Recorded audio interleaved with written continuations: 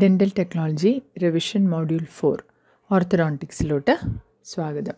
ഇതിൽ നമ്മൾ ഓർത്തഡോണ്ടിക്സിലെ ഫോക്കസ് ഏരിയയും അതിൻ്റെ സാമ്പിൾ ക്വസ്റ്റ്യൻസുമായിരിക്കും നോക്കുന്നത്.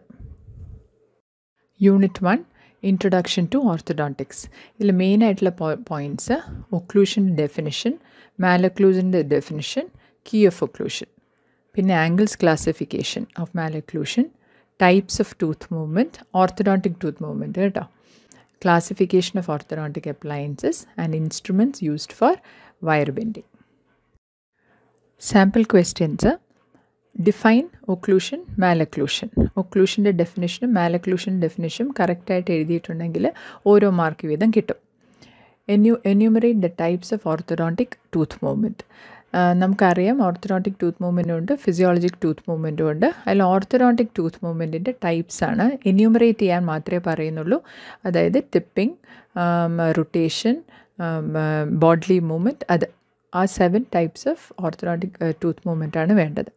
അടുത്തത് differentiate between orthodontic tooth movement and physiologic tooth movement, അത് രണ്ടും തമ്മിൽ ഡിഫറൻസസ് എഴുതുക. Classify orthodontic appliances. അഞ്ചാമത്തെ question, patient presents himself with the following characteristic. നിങ്ങൾ സിംറ്റംസ് വായിച്ചിട്ട് കറക്റ്റായിട്ടുള്ള മാലൊക്ലൂഷൻ ഏതാണെന്ന് പറയണം. ഇതിൽ സിംറ്റംസ് ആയിട്ട് പറഞ്ഞിരിക്കുന്നത് distobuccal cusp of maxillary anteriors maxillary molar occlude with the mesiobuccal groove of mandibular first molar. And രണ്ടാമത്തത് പ്രൊക്ലിനേഷൻ ഓഫ് ആൻറ്റീരിയസ്. അപ്പോൾ ഇത് ക്ലാസ് 2 മാലൊക്ലൂഷനാണ്. Class 2 division 1 malocclusion. അത് നിങ്ങൾ ഈ സിംറ്റംസ് മനസ്സിലാക്കിയിട്ട്, സിംറ്റംസ് കണ്ടിട്ട് നിങ്ങൾ മനസ്സിലാക്കിയെടുക്കണം.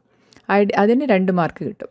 Identify the class of malocclusion exhibited by the patient. ആദ്യമായിട്ട് അതെന്താണ് എന്ന് മാലൊക്ലൂഷൻ ഐഡൻറ്റിഫൈ ചെയ്യുന്നതിന് 2 mark. Also mention the characteristic of other types of malocclusion. അപ്പോൾ നമുക്ക് ക്ലാസ് 1 ഉണ്ട്, ക്ലാസ് 3 ഉണ്ട്. അത് രണ്ടിൻ്റെയും ക്യാരക്ടറിസ്റ്റിക്സ് പറയുക. യൂണിറ്റ് 3 റിമൂവബിൾ ഓർത്തഡോണ്ടിക് അപ്ലയൻസസിൽ components of removable orthodontic appliance, അതായത് active component, retentive component and base plate, അതിനെക്കുറിച്ച് അറിഞ്ഞിരിക്കണം. ക്ലാസ്പ്സ്, റൂൾ ഓഫ് ക്ലാസ്പ്, എന്താണ് ക്ലാസ്പിൻ്റെ യൂസും, അതിൽ ക്ലാസ്പ്സിൽ ആഡംസ് ക്ലാസ്പിനെ കുറിച്ച് വിശദമായിട്ട് അറിഞ്ഞിരിക്കണം. ബോസ്, എന്താണ് ബോസിൻ്റെ ഉപയോഗം, റോൾ എന്താണ്, അതിൽ ലേബിയൽ ബോസ് കറക്റ്റായിട്ട് അറിഞ്ഞിരിക്കണം. ആൻഡ് സ്പ്രിങ്സിൻ്റെ റോൾ എന്താണെന്നും അതിൽ ഇസെഡ് സ്പ്രിങ് വിശദമായിട്ട് അറിഞ്ഞിരിക്കണം. പിന്നെ അറിയേണ്ടത് appliance for treating proclined upper anteriors and palatally tilted central incisors. ഇതിൻ്റെ കോമ്പോണൻറ്റ്സ് ഏതാണെന്നും അതെങ്ങനെയാണ് ഉണ്ടാക്കുന്നതെന്നും അറിയണം.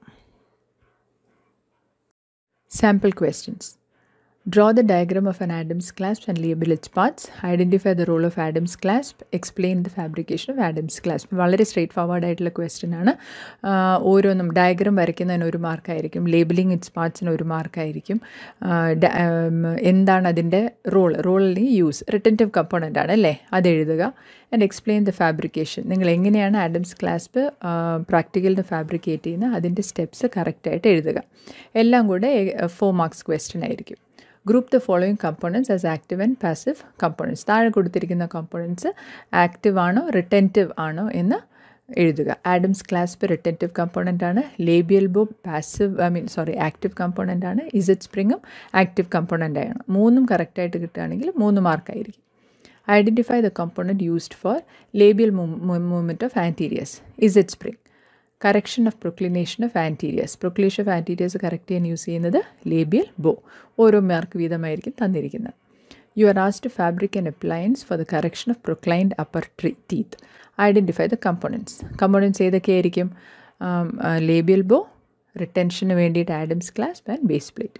Explain the steps of fabrication. Detail ആയിട്ട് എങ്ങനെയാണ് ഈ അപ്ലയൻസ് ഫാബ്രിക്കേറ്റ് ചെയ്യുന്നതെന്ന് എഴുതുക. മെൻഷൻ ചെയ്തില്ലെങ്കിൽ സ്റ്റെയിൻലെസ് സ്റ്റീൽ കമ്പോണൻറ്റ്സ്, അതായത് ലേബിയൽ ബോവും ആഡംസ് ക്ലാസ്പും എങ്ങനെയാണ് ഫാബ്രിക്കേറ്റ് ചെയ്യുന്നതെന്ന് എഴുതേണ്ട ആവശ്യമില്ല. അത് ഉണ്ടാക്കി നമ്മൾ സെറ്റ് ചെയ്യുന്നത് തൊട്ട് എഴുതിയാൽ മതി. ഇത് ഒരു 4 മാർക്ക് ക്വസ്റ്റ്യൻ ആയിരിക്കും. Unit 6 habit breaking appliance. ഇതിൽ ഹാബിറ്റ് എന്താണെന്ന് ഡെഫിനിഷൻ അറിയണം, ക്ലാസിഫിക്കേഷൻ ഓഫ് ഹാബിറ്റ്സ് അറിയണം. പിന്നെ ഏതൊക്കെയാണ് ഹാബിറ്റ്സ് എന്നും അതിന് ഓരോന്നിനും ഇൻഡിക്കേറ്റ് ചെയ്തിരിക്കുന്ന അപ്ലയൻസസും അറിഞ്ഞിരിക്കണം. അപ്പോൾ ഈ സാമ്പിൾ ക്വസ്റ്റ്യൻസിൽ ഒരു ക്വസ്റ്റ്യനെ കൊടുത്തിട്ടുള്ളൂ. Pair the given habits with their indicated appliances. താഴെ കൊടുത്തിരിക്കുന്ന ഒരു ലിസ്റ്റ് ഓഫ് ഹാബിറ്റ്സും കൊടുത്തിട്ടുണ്ട്, അപ്ലയൻസസും കൊടുത്തിട്ടുണ്ട്. അത് രണ്ടും പെയർ ചെയ്യുക. ഇപ്പോൾ തംസക്കിങ്ങിന് നമ്മൾ യൂസ് ചെയ്യുന്നത് ക്രിബ്സ്, പിന്നെ ടങ് ത്രസ്റ്റിംഗ് നമ്മൾ യൂസ് ചെയ്യുന്നത് ഹോളീസ് അപ്ലയൻസ് വിത്ത് ബീഡ്സ്, ബ്രക്സിസമിന് സോഫ്റ്റ് സ്പ്ലിൻസ്, ലിപ്പ് ബൈറ്റിങ്ങിന് ലിപ്പ് ബംപ്, മൗത്ത് ബ്രീത്തിങ്ങിന് ഓറൽ സ്ക്രീൻ. ഇതല്ലാതെ നമുക്ക് ഹാബിറ്റ്സിൻ്റെ ഡെഫിനിഷൻ എന്താണെന്ന് ചോദിക്കാം, അതിൻ്റെ ക്ലാസിഫിക്കേഷൻ എന്താണെന്ന് ചോദിക്കാം. യൂണിറ്റ് 7 റീറ്റെയിനേഴ്സ്. ഇതിൽ ബേസിക്കായിട്ട് റീറ്റെയിനേഴ്സ് എന്താണെന്ന് അറിഞ്ഞിരിക്കണം. മെയിനായിട്ട് അറിയുന്നത് ഹോളീസ് റീറ്റെയിനർ എന്താണെന്നും അതിൻ്റെ യൂസ് എന്താണെന്നും അതിൻ്റെ ഫാബ്രിക്കേഷൻ എന്താണെന്നും.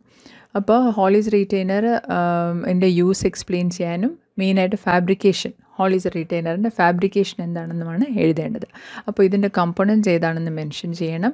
ലേബിയൽ ബോയിൻ്റെയും ആഡംസ് ക്ലാസ്പിൻ്റെയും റോൾ എന്താണ്? 2 റിട്ടൻറ്റീവ് കമ്പോണൻറ്റ്സ് ആണ് അല്ലേ. ഇതിനകത്ത് ലേബിയൽ ബോയും ആഡംസ് ക്ലാസ്പും റിട്ടൻഷന് വേണ്ടിയിട്ടാണ് യൂസ് ചെയ്യുന്നത്. ലേബിയൽ ബോയിനെ നമ്മൾ ആക്ടിവേറ്റ് ചെയ്യുന്നില്ല. പിന്നെ ബേസ് പ്ലേറ്റിൻ്റെ എക്സ്റ്റെൻഷനും എഴുതണം. എവിടം വരെ ബേസ് പ്ലേറ്റ് എക്സ്റ്റെൻഡ് ചെയ്യണം?